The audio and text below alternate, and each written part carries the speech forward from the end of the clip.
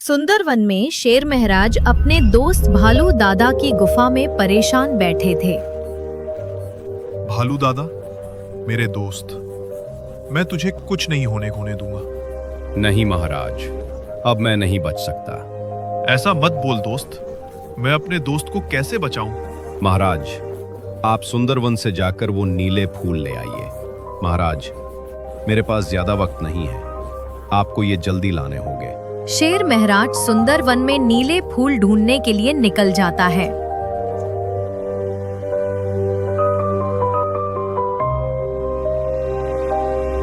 मुझे नीले फूल कहीं नहीं मिल रहे हैं। अगर ये फूल नहीं मिले तो भालू दादा मर जाएगा।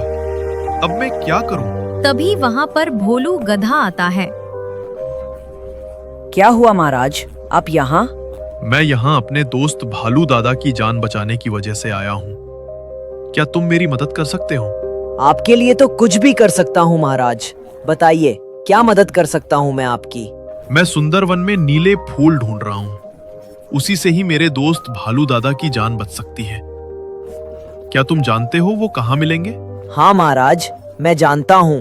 आप कुछ देर यहीं रुकिए, मैं आपके लिए ले आता हूँ। भोलू गधा वहाँ से नीले फूल लेने के लिए चला जाता है और कुछ देर बाद फूल लेकर आ जाता है। ये लीजिए महाराज। ये तुम्हारे मुंह पर क्या हो गया? कुछ नहीं महाराज, ये तो बस फूल तोड़ते हुए मुंह पर कांटे लग गए। क्षमा करना भोलू भाई, मेरी वजह से तुम्हें परेशानी हुई। कोई बात नहीं महाराज, चलिए अब मैं चलता हूँ। लेकिन तुम्हें कभी भी मेरी जरूरत हो तो बेझिझक मेरे पास आ जाना। शेर महाराज वो नीले फूल लेकर अपनी गुफा की ओर चल देता है। देखो भालू दादा, मैं तुम्हारे लिए क्या लाया हूँ। तुम्हारी जान बचाने के लिए मैं वो नीले फूल लेकर आया हूँ। आपने फूल लाने में थोड़ी देर कर दी महाराज। अब मेरा बचना मुश्किल है। ऐसा मत बोलो मेरे दोस्त, तुम ये नीले फूल खा लो, तुम इससे ठीक हो जाओगे। शेर महाराज नीले फूल भालू दादा को खिलाता है और फूल खाते ही भालू दादा मर जाता है। भालू दादा मेरे दोस्त, आंखें खोल। तुम ऐसे मुझे छोड़कर नहीं जा सकते। भालू दादा अब इस दुनिया में नहीं रहे थे। मेरे दोस्त, मुझे माफ कर देना, मैं तुम्हारे लिए कुछ नहीं कर पाया। सभी जानवर भालू दादा की मौत पर बहुत दुखी हो जाते हैं।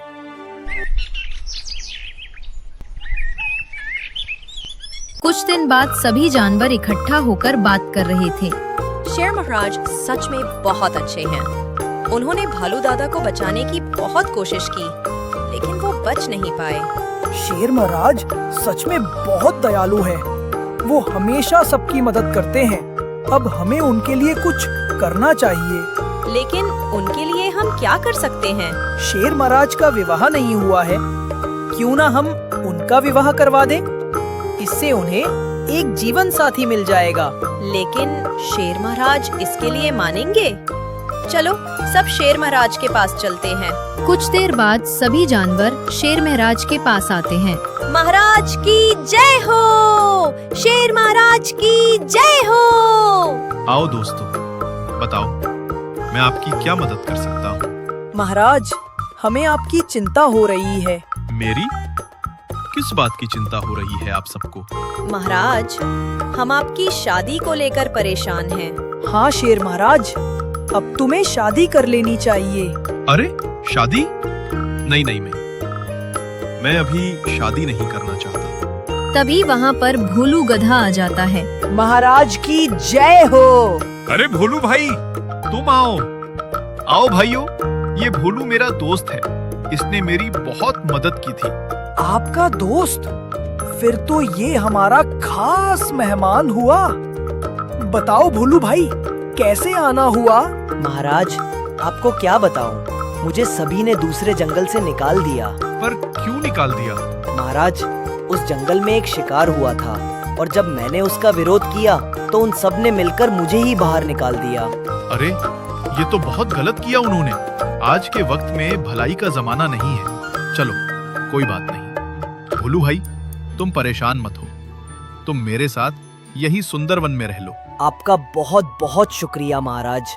शेर महाराज भोलू गधे को अपनी गुफा के पास एक घर दे देता है। महाराज, मैं आपका शुक्रिया अदा कैसे करूं? अरे, इसमें शुक्रिया की क्या बात? तुमने मेरी मदद की थी, आज मैंने तुम्हारी मदद कर दी। कई दिन बीत जाते हैं। एक दिन भोलू गधा अपने घर के बाहर खड़ा हुआ था। तभी वहाँ पर लाली हिरन और मंत्री कुछ फल लेकर आते हैं।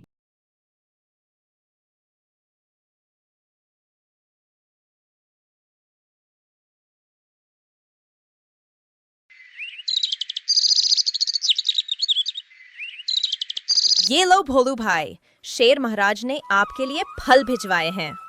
और उन्होंने ये भी कहा है कि अगर तुम्हें किसी और चीज की जरूरत हो तो बता देना। फिर वे दोनों वहाँ से चले जाते हैं।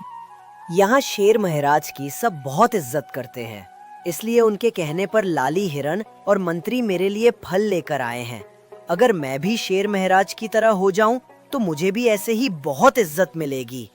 एक शाम भोलू गधा सुंदर वन में अपने दोस्त के साथ बात कर रहा था। बताओ, तुमने मुझे यहाँ क्यों बुलाया है? अरे, बेकार की जिंदगी बहुत जी ली, अब राज करने का समय है। क्या मतलब है तुम्हारा? तुम्हें राजा कौन बनाएगा? शेर महाराज को मारकर मैं यहाँ का राजा बन सकता हूँ। अरे, तुम्हारा दिमाग ठीक है? शेर महाराज को मारेगा कौन? अरे, हम दोनों मिलकर मारेंगे उसे। मैं उसके खाने में जहर मिला दूंगा और जब वो मर जाएगा फिर तो अपना राज होगा राज। गधे की ये सब बातें पेड़ के पीछे खड़ी हुई बकरी रानी सुन लेती है। इन्होंने तो शेर महाराज को मारने की पूरी साजिश कर ली है, पर मैं ये नहीं होने दूंगी। मुझे ये बात शेर महाराज को अभी बतानी होगी। बकरी रानी भागकर शेर महाराज के पास जाती है। महाराज, मैं आपको कुछ बताना चाहती हूँ। आपकी जान खतरे में है। मेरी जान खतरे में है? हाँ महाराज, वो आपका दोस्त भोलू गधा अपने दोस्त के साथ मिलकर आपको मारने की साजिश बना रहा है। ये क्या बकवास कर रही हो? महाराज, मेरा भरोसा कीजिए, मैं सच कह रही हूँ।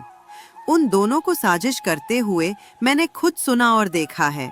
मैं जानता हूँ, सुंदरवन के कुछ जानवर मेरी और भोलू की दोस्ती से खुश नहीं है, इसलिए मैं तेरी बात पर यकीन नहीं करूंगा। महाराज, मैं झूठ नहीं बोल रही हूँ। अब ज्यादा मेरा दिमाग खराब मत कर, नहीं तो तुझे अभी जान से मार दूंगा।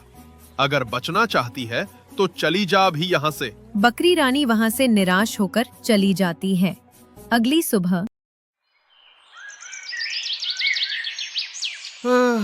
ओहो, आज तो सुबह सुबह ही भूख लग गई। चलो कुछ शिकार के लिए ढूंढता हूँ। शेर महाराज शिकार की तलाश में और आगे चल देता है। तभी वहाँ पर बकरी रानी आ जाती है।